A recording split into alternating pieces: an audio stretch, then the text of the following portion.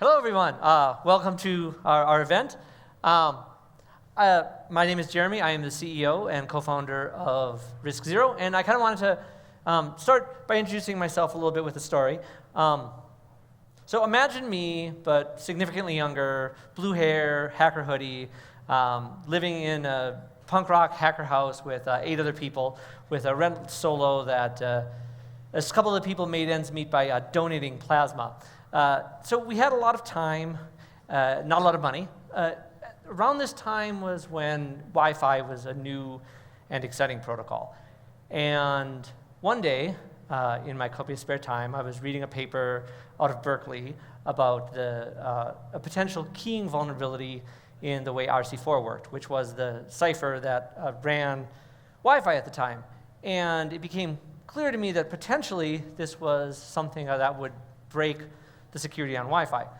So I called up a friend of mine who had much more experience with the Wi-Fi radio level. We sat down over the course of a week or so and built out a prototype attack of this potential security vulnerability. The problem at the time was that none of us had enough money to buy a Wi-Fi router to test it on. So what we ended up doing is borrowing some money from our friends, going to Best Buy, buying the router, taking it home, running all of our test code, and then packing it back up, returning it, paying the 10% restocking fee, and that was our little workaround for that. What's interesting, though, more important, was that actually the attack worked, and in fact, effectively, the fundamental security of Wi-Fi at the time was broken. We put out an open source version that did this called AirSnort, and fairly soon, Wired magazine was calling, The Economist was calling, and eventually, WEP was effectively deprecated and replaced by WPA, which is sort of the current security standard. So, I mean, why am I telling you about this? I kind of want to give you a background on myself to explain why I care about what we're building and what we're doing. I am a mathematician. I do like to read math papers for fun. It's like something I've done my whole life. I'm a hacker. I started to learn to code when I was 6 and continued ever since then. I love to build things. I love to break things. I love to understand how things work at a detailed level. And I'm a creator. And when I was younger, it was small one-week projects, and then it grew to larger open source projects, and then to companies. And while now I have copious VC funding, I still haven't forgotten what it means to build things with small amounts of resources, to want to be able to build something new. And my vision is creating and helping with the proliferation of open platforms that allow every dev to be able to go after what it is that they want to build in a way where there's no gatekeepers. There's no one getting in the way between you and what you want to bring to the world. And I want to do this with a 0% creativity tax. And what do I mean by creativity tax? Well, right now we live in a world where a lot of things, in order to build something, you need to build it on a particular platform. And each of these platforms has limitations, things that it implies that you must do, right? If you're building on Apple, there's a literal 30% tax on any revenue that you generate with what you're doing. There's limitations on the kinds of things you're allowed to build. There's gatekeepers, right? And my hacker sense doesn't really like gatekeepers. Now, luckily, I'm not the only person with this view. When I first read Satoshi's paper when it came out, I was blown away because it was this first way to build a way to coordinate, to sort of solve the Byzantine consensus problem with a completely open network. Anyone could join the network. Anyone could, provide, could do proof of work, and you could basically build something where you could build consensus among a network of people where there were no gatekeepers. And since then, we've of course had this continual building of newer and more powerful blockchain systems, right? Ethereum, Solana, the entire set of things. And this has basically made it possible for people to build without any gatekeepers in the way. But there is still a creativity tax.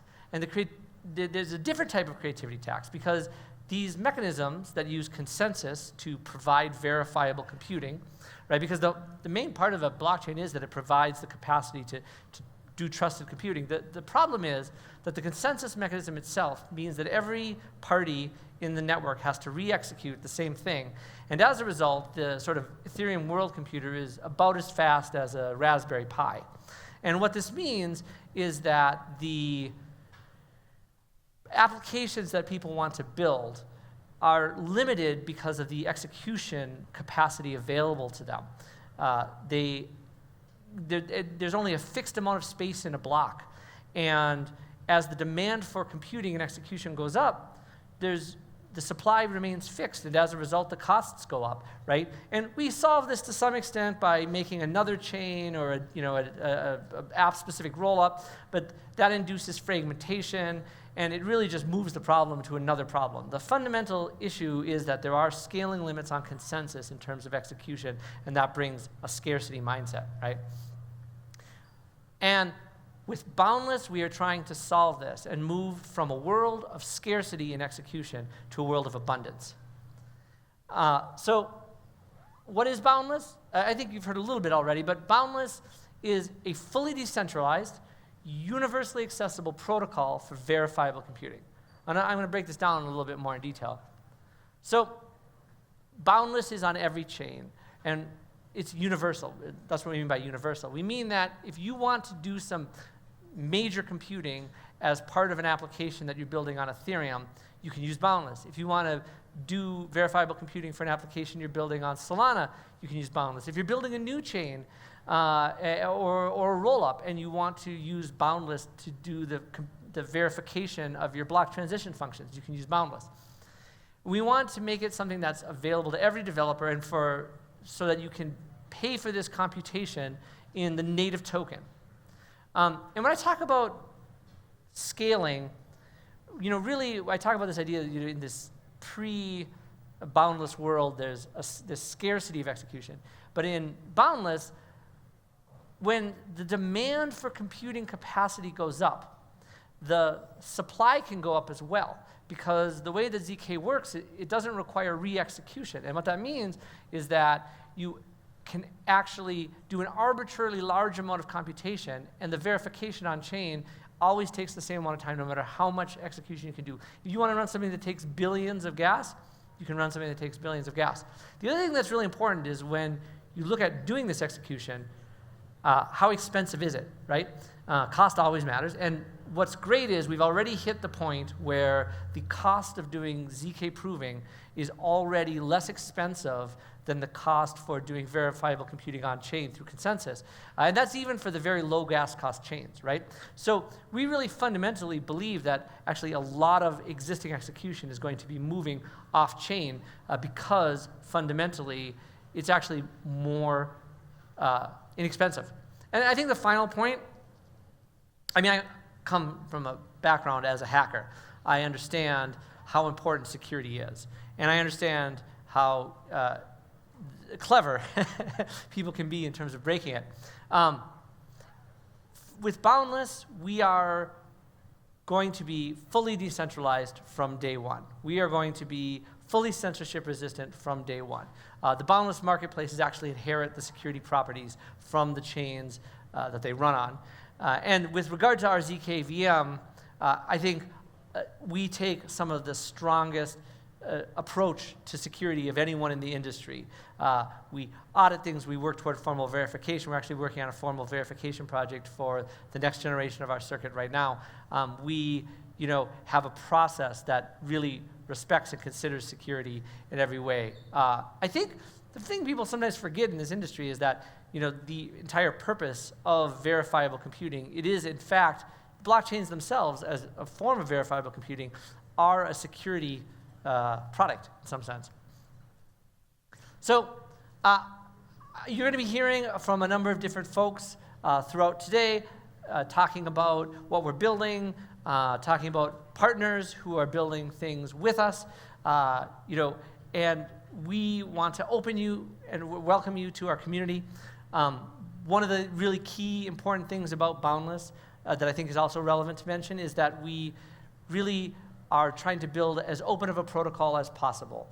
We want to bring in provers from everywhere. We want to have support for new features coming in from users. We want to build it so that our aggregation mechanisms can be done by partners. And we want to bring in your companies. We're running right now an internal test net with a lot of our partners, both on the proof request side and on the proving side. So we want to invite you in to help build on Boundless and build new capabilities to Boundless. Join the revolution of being able to truly have an open platform where everyone can bring their compute. Let's fucking go.